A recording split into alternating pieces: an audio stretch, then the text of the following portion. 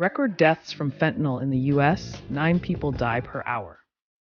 Fentanyl was the main cause of death in people aged 18 to 50 in the United States in 2023, an alarming trend that dominates the relationship with Mexico and conditions Joe Biden's presidential campaign. Experts estimate that 214 people die per day from an overdose of this opioid, almost 9 every hour. The figures are dramatic and occur despite the White House approving a historic budget of over $46,000 million to fight this scourge. For its part, the DA restructured its entire framework to focus on what it considers the main producers and distributors of illicit fentanyl, the Sinaloa and Jalisco Nueva Generación cartels.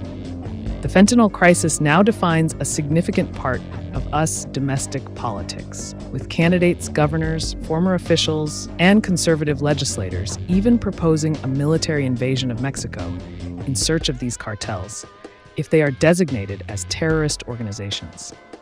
Andrés Manuel López Obrador, the Mexican president, flatly rejected that initiative.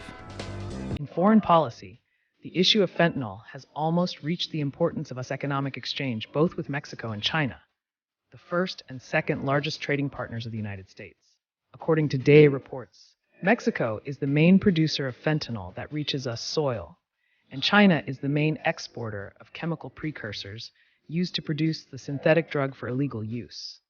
The Office of Customs and Border Protection reported that in fiscal year 2023, it seized a record amount of this drug at the border with Mexico, enough to easily kill more than 6 million people from overdose. The magnitude of this risk has led the Biden administration to declare that the trafficking and distribution of fentanyl are a risk to national security. In this context, the National Center for Disease Control allows the antidote naloxone to be sold in any pharmacy, even in many supermarkets, without a prescription. According to the National Center for Drug Abuse Statistics, fentanyl overdoses are part of the opioid consumption crisis, which was triggered by the U.S. pharmaceutical industry for an appetite for astronomical profits around 1999. As a result, between 2000 and 2023, more than 1 million Americans have died from overdose. Through huge advertising campaigns, some brands began to stimulate the consumption of highly addictive opioids as regular analgesics. In 2015, the cartels began to disguise fentanyl in counterfeits of the same opioid medications that started the crisis at the beginning of the century.